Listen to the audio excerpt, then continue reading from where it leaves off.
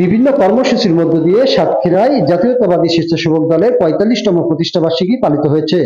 মঙ্গলবার বিকাল ৫টায় শহরে বিশাল বর্ণাঢ্য র্যালি বের হয়। র্যালিটি সঙ্গীতা মোড় থেকে বের হয়ে শহীদ আলাউদ্দিন চত্বর এসে শেষ হয়।